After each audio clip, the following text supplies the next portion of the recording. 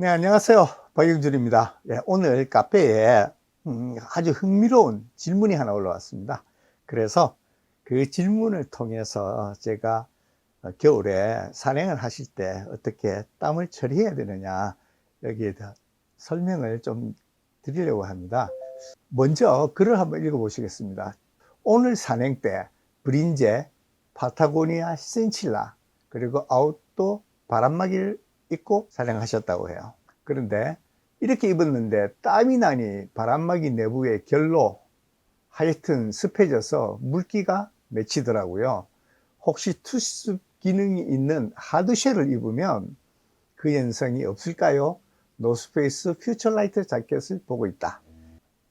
그런데 제가 첫 문장부터 이분은 등산을 하신 지 오래되신 분은 아니구나 하는 생각이 들었습니다. 왜냐하면 오늘 상이니까 이제 어제시겠죠. 어제 글쎄 영하 한 1, 2도, 2, 3도 정도 됐을 겁니다. 그런데 낮에는 이제 기온이 또 올라가니까 뭐 아주 추운 날씨에 산행하신 건 아니실 거예요. 그런데 이분이 브린즈에다가 파타고니아 신칠라를 입으시고 그 다음에 아웃도어 바람막이를 입으셨다고 되어 있어요. 요 조합 자체가 저는 첫 번째 문제라고 봅니다. 뭐냐면요, 파타고니아 신칠라는 굉장히 두툼한, 그걸 이제 클래식 200 시리즈라 그러는데요, 두툼한 미들레이어예요. 그래서 보온성이 굉장히 좋습니다. 특히 바람막이 안에다 입으면 이게 많이 부풀기 때문에, 그리고 좀 두꺼워요, 신칠라가. 그 때문에 이게 밖에 바람이 안 통하게 아웃도어 바람막이를 밖에 입으셨다 그러면 아마 따뜻하셨을 거예요.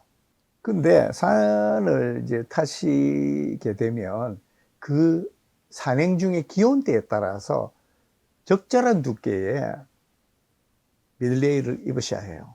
뭐 안쪽에 브린즈 입으시면 좋아요. 브린즈도 상당한 보온력이 있거든요. 그러니까 보온을 하시고 그 다음에 바람이 안 통하게 하신 거예요, 지금. 네. 그렇게 되면 산행 중에 뭐 대부분이 아마 글쎄요, 한 90% 정도는 이 차림인 것 같으면 더우셨을 거예요. 어제는 아마 요거보다 조금 이제 그 얇은 R1이나 R1 에어를 입으셨어도 파타에서 나온 것들입니다. 더우실 거예요.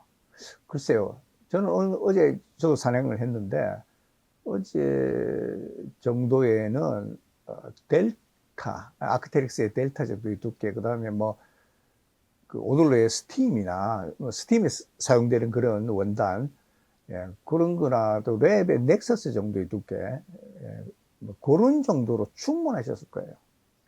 그러면 안에 결로가 생기고 젖었다 그러는데요, 당연히 운동 때문에, 그러니까 등산 때문에, 운동을 하기 때문에 땀이 나서 젖을 수도 있고요. 운동이 과격하면 땀이 나죠. 뭐 살살 걸으면 이제 땀이 별로 안 나겠죠. 그렇지만 이제 등산을 조금 하시게 되면 땀이 나게 되고, 또 하나는 옷이 너무 더웠기 때문에 땀이 난다. 그 두 개가 결합해서 상당히 많은 땀이 나셨을 거예요.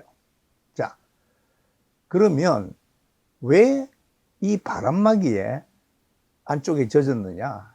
그거는 바람막이라는 배리어가 있습니다. 이 배리어가 있는데, 그러니까 그 가림막이 하나 있는 거죠.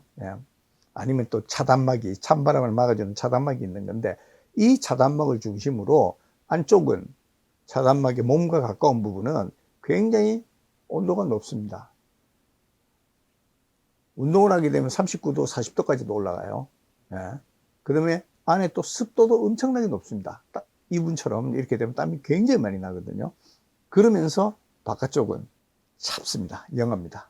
그러면 안쪽에 반드시 결로가 엄청나게 생깁니다. 그래서 안쪽이, 그러니까 바람막이에 아우터라 그러죠. 아우터 의류의 안쪽 면에 결로가 생겨서 젖게 됩니다. 그래서 이거는 자연 현상입니다. 그리고 과학 현상이기 때문에 피할 수가 없습니다. 아무리 좋은 자켓을 입으시더라도요. 자, 그런데 제일 마지막에 투습 기능이 있는 하드쉘을 입으면 그 현상이 없을까요? 그렇지 않습니다. 지금 입으신 바람막이가 정확하게 뭔지 이제 그 말씀을 안 하셨기 때문에 제가 모르겠습니다. 근데 바람막이에 기모를 붙인 거, 보온성을 강화하기 위해서 기모를 붙인 것이 소프트쉘이라는 겁니다. 예. 기모 또는 격자 무늬에 안에 라이닝을 붙인 게 일반적인 바람막이, 바람만 막아주는 자켓이 있거든요. 거기에다가 안쪽에 기모나 또는 라이너를, 격자 무늬의 라이너를 안쪽에 가볍게 붙인 것이, 그래서 보온성을 강화시킨 것이 이른바 소프트쉘이라는 겁니다. 그 다음에 이 바람막이에 안쪽에 멤브레인을 중간에 겹쳐서 넣어 가지고 이 바람막이가 방수 기능까지 할 수 있도록 만든 것이 하드쉘입니다. 그러면 이 하드쉘이 일반 바람막이보다 중간에 멤브레인이 하나 들어가 있거든요. 얇은 막이 들어가 있어요. 당연히 이 바람막이보다 투습력이 나쁠 수밖에 없어요. 막이 하나 더 있거든요. 소프트쉘도 일반적인 바람막이보다는 안쪽에 기모가 있어서 공기 흐름을 방해하거든요. 따라서 이것도 일반적인 그냥 바람만 막아주는 자켓, 얇은 자켓이 있거든요. 그보다는 투습력이 약간 떨어집니다. 그래서 일반 바람막이, 소프트쉘, 그 다음에 하드쉘, 이 단계로 나가면서 투습력은 나빠지는 겁니다. 그것이 아무리 비싼 고어텍스 알파 S, 그러니까 아크테릭스 알파 SV라도 투습력은 일반 바람막이나 또는 소프트쉘보다는 나쁩니다. 그래서 이 문제를 해결하기 위해서 하드쉘, 투습력이 좋다고 하는 하드쉘을 사실 필요는 없다. 이렇게 말씀을 드릴 수 있습니다. 근데 하드쉘 같은 것들은 진짜 바람이 굉장히 세게 불든지 눈이 펑펑 내리든지 이런 이제 겨울 날씨에 이 하드쉘도 이제 두꺼운 것이 있거든요, 겉감이. 그래서 그런 것들은 이제 바람도 막아주고 체온도 보호해 주니까 그런 경우에는 그게 필요하시지만은 지금 말씀하신 그 문제를 해결하기 위해서 이래 하드쉘이 필요한 것은 아니다. 이렇게 설명드릴 수 있습니다. 그러면 이 문제를 어떻게 해결해야 되느냐? 하드쉘을 구입하실 게 아니라 일단은 중간에 껴있는, 보온을 위해서 껴있는 미들레이어 있지 않습니까? 요거를 지금 신칠라보다 조금 얇은 거, 보온성이 조금 떨어지는 거를 사시는 게 좋으실 것 같아요. 이 문제를 해결하는 또 다른 방법은 이겁니다. 첫 번째, 겨울 등산을 경험이 많지 않으신 분들은 그 추위에 대해서 두려움을 다 가지고 계세요.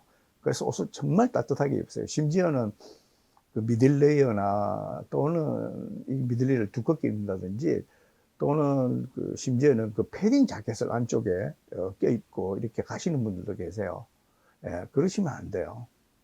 진짜 추워서 난 죽겠어 그러면 그렇게 하셔야 되지만 내가 지금 더워 이런데도 그걸 못 벗으시면 안 되는 거예요. 과감하게 벗으셔야 해요. 아, 덥다. 그래서 땀이 나. 더워. 지금. 그러면 하나씩 벗어보세요. 얼어 죽지 않습니다. 몸에 열이 펄펄 나고 있기 때문에 얼어 죽지 않습니다. 그래서 이 피부에서 나는 땀들이 빨리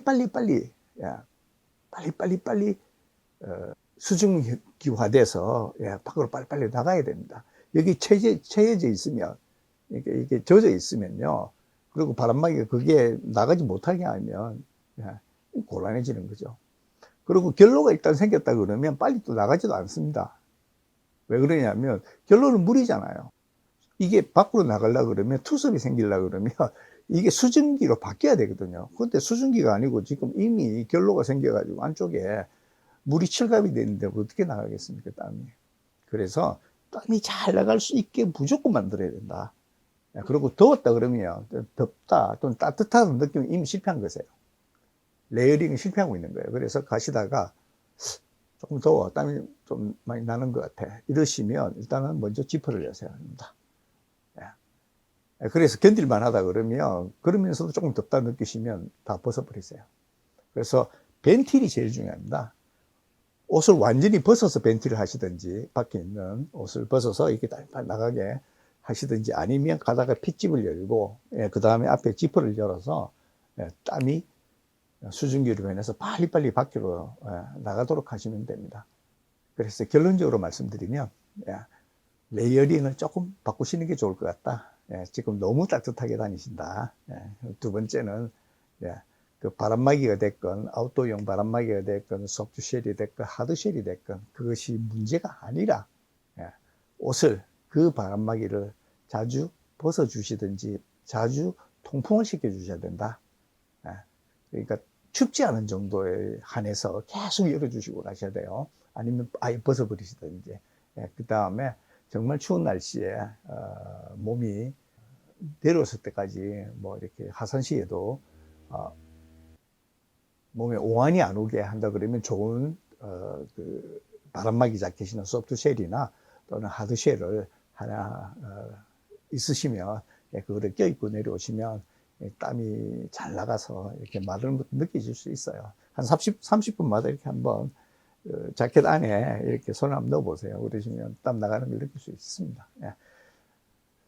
오늘은 질문이 카페에 하나 올라와서 제가 흥미로워서 그거를 어떤 현상이고 어떻게 해야 되는지에 대해서 설명을 드렸습니다. 옷을 두껍게 입으시는 분들은 대부분 다 추위에 대해서 저항력도 좀 약하세요. 대부분 다. 그리고 또 공포심을 가지고 있는데 산을 몇 번 타시면 그리고 실제로 열어보시면 지퍼를 열어보시면 이게 별거 아니구나 하시는 거 느끼실 거예요. 오늘은 여기까지입니다. 감사합니다.